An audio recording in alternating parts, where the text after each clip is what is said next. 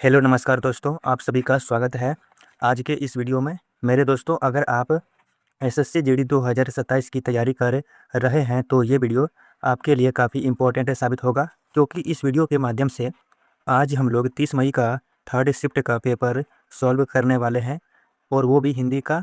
तो हिंदी में देखेंगे कि किस प्रकार का प्रश्न पूछा गया था, क्योंकि इस बार हिंदी में काफ़ी बदलाव देखने को मिला था। ठीक है, तो मेरे भाई, तो आप लोग इस वीडियो को पूरा देखिएगा और बताइएगा कि आपके 20 प्रश्नों में से कितने प्रश्न सही हुए हैं। तो आइए वीडियो को शुरू करते हैं। देखिए, क्वेश्चन नंबर 1 में कहा गया है कि निम्न में से कौन सा मानक रूप से शुद्ध है। ऑप्शन ए है प्रदर्शनी, ऑप्शन बी है प्रदर्शिनी, ऑप्शन सी है प्रदर्शनी और ऑप्शन डी है प्रदर्शनी। तो बताइएगा दोस्तों, कौन सा ऑप्शन सही होगा। तो अगर आपने ऑप्शन नंबर ए को चुना है, प्रदर्शनी, तो बिल्कुल राइट आंसर को चुने हैं। ठीक है, बिल्कुल सही आंसर हो जाएगा ऑप्शन ए। और ये क्वेश्चन जो है एसएससी जीडी 30 मई का थर्ड शिफ्ट में पूछा गया प्रश्न है। तो आप लोग देख सकते हैं कि किस प्रकार का प्रश्न पूछा गया है। चलिए हम लोग अगला प्रश्न को देखते हैं। क्वेश्चन नंबर 2, चोर का पर्यायवाची शब्द क्या होगा। तो आपके सामने 4 विकल्प दिए गए हैं। ऑप्शन ए है दुष्ट, ऑप्शन बी है रजनीचर, ऑप्शन सी है दानव, ऑप्शन डी है राक्षस।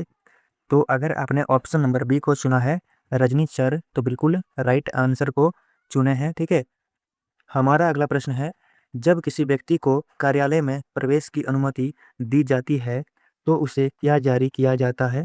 बिल्कुल ऑफिशियल पेपर है, ठीक है, 2026 का। तो क्वेश्चन नंबर 3 का आंसर हो जाएगा दोस्तों ऑप्शन सी, प्रवेश पत्र। ठीक है, ऑप्शन सी राइट आंसर हो जाएगा। ना ही निर्देश होगा, ना ही ड्यूटी कार्ड और ना ही सूचना पत्र। ठीक है, बिल्कुल सही करेक्ट आंसर हो जाएगा ऑप्शन सी। और ये प्रश्न जो है 30 मई के थर्ड शिफ्ट में 2026 का पूछा गया क्वेश्चन है। क्वेश्चन नंबर 4 में कहा गया है, निम्न में से कौन सी एक वर्तनी सही नहीं है। दोस्तों, आपको प्रश्न जो है पूरा पढ़ना है। इसमें कहा गया है कि कौन सा वर्तनी सही नहीं है। ठीक है, ऑप्शन ए है उत्कर्ष, ऑप्शन बी है दुष्कर्म, ऑप्शन नंबर सी है बहिष्कार और ऑप्शन डी है दुष्कर। तो अगर आपने ऑप्शन सी को चुना है, बहिष्कार, तो बिल्कुल राइट आंसर हो जाएगा। ठीक है, बाकी तीनों ऑप्शन बिल्कुल सही है, सही वर्तनी है। और ऑप्शन सी जो है ये गलत वर्तनी है। बहिष्कार आपको ऐसे लिखना है, बहिष्कार। ठीक है, बहिष्कार आपको ऐसे लिखना है, आपको ध्यान में रखना है। चलिए दोस्तों, चलते हैं अगले प्रश्न की ओर। देखिए, क्वेश्चन नंबर 5 में कहा गया है, कार्यस्थलों पर नियमों का अनुपालन न करना किसका उदाहरण है। ऑप्शन ए है प्रमोशन, ऑप्शन बी है रिपोर्टिंग, ऑप्शन सी है अनुशासनहीनता और ऑप्शन डी है समीक्षा। तो अगर आपने ऑप्शन सी को चुना है, अनुशासनहीनता, तो राइट आंसर हो जाएगा। ठीक है, ऑप्शन सी बिल्कुल सही आंसर हो जाएगा। सुरक्षा संबंधित जानकारी कहाँ चिपकाई जाती है। तो याद रखिएगा, सुरक्षा संबंधित जानकारी जो है सूचना पटल पर चिपकाया जाता है। राइट आंसर हो जाएगा ऑप्शन बी। ठीक है, और ना ही ऑप्शन ए होगा, ना ही ऑप्शन बी होगा, ना ही ऑप्शन डी होगा। राइट आंसर हो जाएगा ऑप्शन नंबर बी, सूचना पटल। ठीक है, तो चलिए अगले क्वेश्चन की ओर चलते हैं। अगला प्रश्न है कि अपराध के समय उपयोग में लाई गई विधियों की तुलना क्या कहलाती है। ऑप्शन ए है केस स्टडी, ऑप्शन बी है अपराध शैली विश्लेषण, ऑप्शन नंबर सी है न्याय समीक्षा, ऑप्शन डी है प्रतिवेदन तुलना। तो याद रखिएगा, इसका राइट आंसर हो जाएगा ऑप्शन बी, अपराध शैली विश्लेषण। ठीक है मेरे भाई, राइट आंसर हो जाएगा ऑप्शन बी। दोस्तों, ये सारे क्वेश्चन मैं जो करवा रहा हूँ ये बिल्कुल पूछा गया क्वेश्चन है, बिल्कुल ऑफिशियल पेपर है। ठीक है मेरे भाई, और वो भी 30 मई के थर्ड शिफ्ट में। जिन भी भाइयों का 30 मई के थर्ड शिफ्ट में एग्जाम था, आप लोग देख सकते हैं। ठीक है, और जो भी मेरे भाई अगले वैकेंसी के लिए तैयारी कर रहे हैं, तो आपको अभी से ही तैयारी में लग जाना चाहिए, क्योंकि हिंदी में अधिकतर पुलिस एंड प्रशासन से संबंधित प्रश्नों को पूछा गया था। हमारा अगला प्रश्न है, निम्न में से कौन सा एक शुद्ध वर्तनी है। तो वर्तनी से मेरे भाई काफ़ी ज़्यादा प्रश्न पूछा गया था, हर एक शिफ्ट में 5 से 6 प्रश्न पूछा गया था। ठीक है, तो आपको वर्तनी पर ज़्यादा कमांड बनाना है। ऑप्शन ए है कनिष्ठ, ऑप्शन बी है कनिष्ठ, ऑप्शन सी है कनिष्ठ और ऑप्शन डी है कनिष्ठ। तो याद रखिएगा, क्वेश्चन नंबर 8 का राइट आंसर हो जाएगा कनिष्ठ। ठीक है, मोस्ट इंपॉर्टेंट क्वेश्चन है, और ये बर्तनी जो है कई बार एग्जाम में रिपीट हो चुका है। ठीक है, आने वाले एग्जाम में भी आ सकता है, तो आपको इन सारे क्वेश्चन को नोट कर लेने हैं। क्वेश्चन नंबर 9, दृश्य निगरानी का क्या अर्थ है। ऑप्शन ए है सिर्फ सुनना, ऑप्शन बी है कैमरे या आंखों से देखना, ऑप्शन सी है अनुमान लगाना, ऑप्शन डी है रिपोर्ट लिखना। तो आप लोगों को पता चल गया होगा कि दृश्य निगरानी का अर्थ है कैमरे या आंखों से देखना। ठीक है, सिंपल क्वेश्चन है। ठीक है मेरे भाई, याद रखिएगा, राइट आंसर हो जाएगा option number B.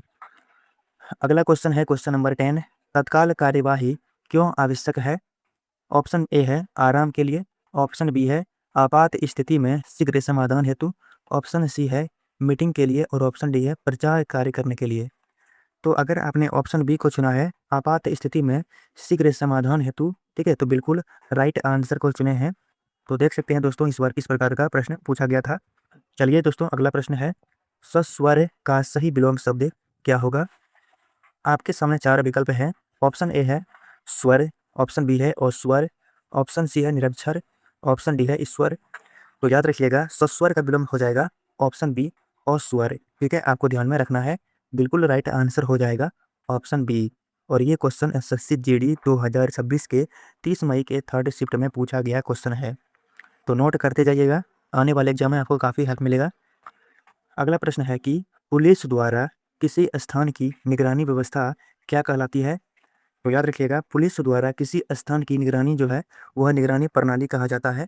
Option A right answer हो जाएगा, बिल्कुल सही आंसर हो जाएगा ऑप्शन ए, ना ही ऑप्शन बी होगा, ना ही ऑप्शन नंबर सी, ना ही ऑप्शन डी।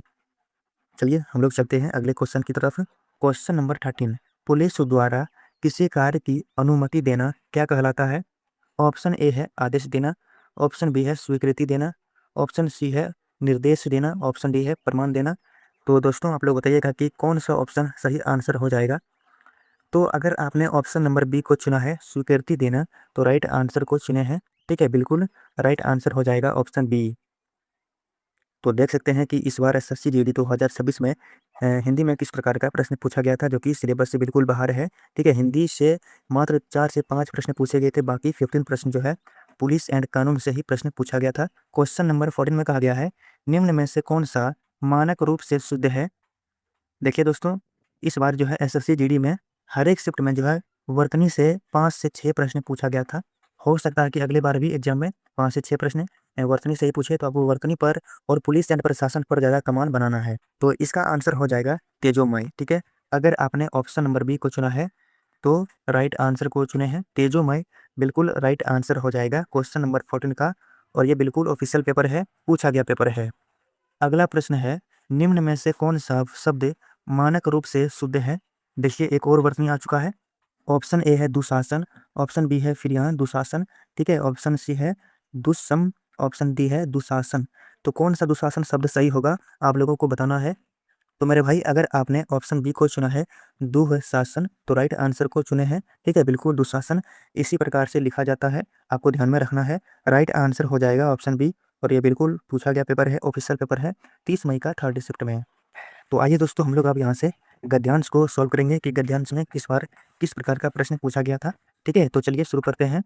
देखिए इसमें कहा गया है कि नागरिक सुरक्षा का अर्थ है युद्ध या किसी बड़े आपदा के समय नागरिकों के जीवन की रक्षा करना और संपत्ति के नुकसान को कम करना।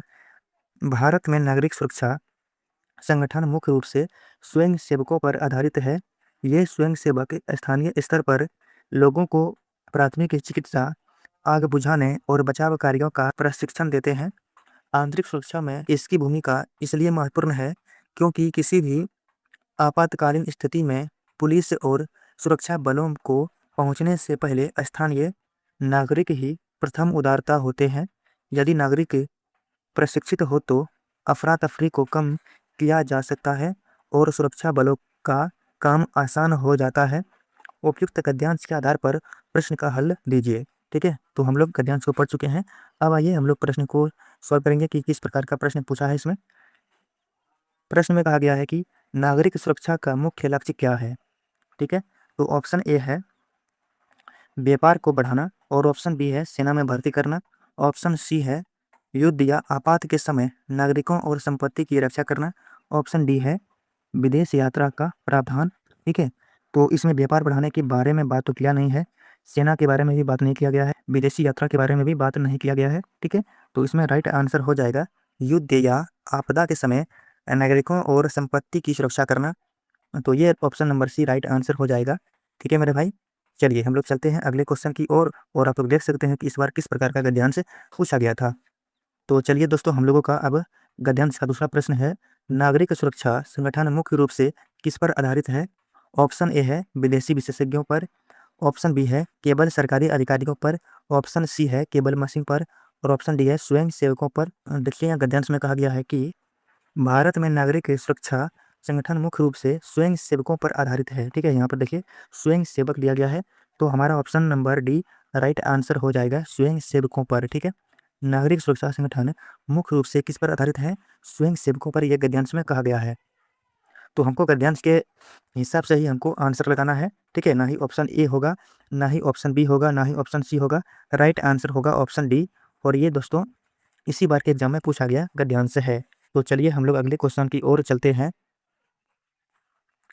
देखिए दोस्तों, अगला प्रश्न है, प्रथम उदारता किसे कहा जाता है? ऑप्शन ए है दिल्ली में बैठे अधिकारी को, ऑप्शन बी है स्थानीय प्रशिक्षित नागरिकों को, ऑप्शन सी है केवल डॉक्टरों को, और ऑप्शन डी है केवल मीडिया को। तो चलिए गद्यांश को पहले पढ़ते हैं कि प्रथम उदारता किसे कहा जाता है। आपातकालीन स्थिति में पुलिस और सुरक्षा बलों को पहुंचने से पहले स्थानीय नागरिक ही प्रथम उदारता होते हैं। दोस्तों यहाँ पर क्या कहा गया है कि पुलिस और सुरक्षा बलों को पहुंचने से पहले ही स्थानीय नागरिक ही प्रथम उदारता होते हैं। तो हमारा ऑप्शन नंबर राइट आंसर हो जाएगा ऑप्शन नंबर बी। ठीक है, स्थानीय प्रशिक्षित नागरिक ही प्रथम उदारता होते हैं, आपको ध्यान में रखना है। राइट आंसर हो जाएगा ऑप्शन नंबर बी। इस गद्यांश के अनुसार राइट आंसर होगा ऑप्शन नंबर बी। देखिए दोस्तों, हम लोगों का अगला प्रश्न है, नागरिकों को किस प्रकार का प्रशिक्षण दिया जाता है?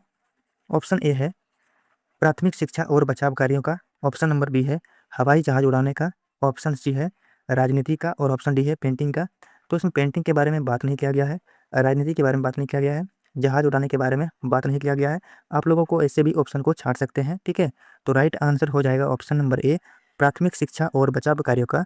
Option number A correct answer हो जाएगा क्वेश्चन नंबर जो है 19 का, आप लोगों को ध्यान में रखना है। चलिए हम लोग आज का आखिरी क्वेश्चन को सॉल्व करते हैं। चलिए दोस्तों, क्वेश्चन नंबर 20 में कहा गया है कि इस गद्यांश में कहा गया है, प्रशिक्षित नागरिक की आंतरिक सुरक्षा कैसे करते हैं? है ना, ऑप्शन नंबर ए है वे पुलिस का काम पूरी तरह बंद कर देते हैं, ऑप्शन बी है वे कानून बदल देते हैं, ऑप्शन सी है वे अफरा तफरी को कम करते हैं और सुरक्षा बलों की मदद करते हैं, वे सीमा पर युद्ध लड़ते हैं। तो ये सारे ऑप्शन गलत हैं, ऑप्शन नंबर बी भी गलत है और ऑप्शन नंबर ए भी गलत है। तो वे जो है मेरे भाई प्रशिक्षित नागरिक के आंतरिक सुरक्षा को रोकते हैं। पहले वो क्या करेंगे, अफरा तफरी को कम किया जाता है, ठीक है, और सुरक्षा बलों का काम आसान हो जाता है। यहाँ पे साफ साफ कहा गया है, तो याद रखिएगा option number C right answer हो जाएगा, वे अफरा तफरी को कम करते हैं और सुरक्षा बलों की मदद करते हैं। राइट आंसर हो जाएगा ऑप्शन सी। तो ये था 30 मई का थर्ड शिफ्ट का हिंदी का पेपर। तो आप लोग देख सकते हैं कि किस प्रकार का प्रश्न इस बार पूछे गए थे। तो आपके कितने स्कोर हुए इस क्वेश्चन में से आप लोगों को कमेंट में बताना है। और आज का वीडियो अगर अच्छा लगा हो तो वीडियो को लाइक करना है, साथ ही साथ आपको चैनल को भी सब्सक्राइब करके रखना है। ठीक है, तो मिलते हैं अगले पेपर के साथ। जय हिंद, जय भारत।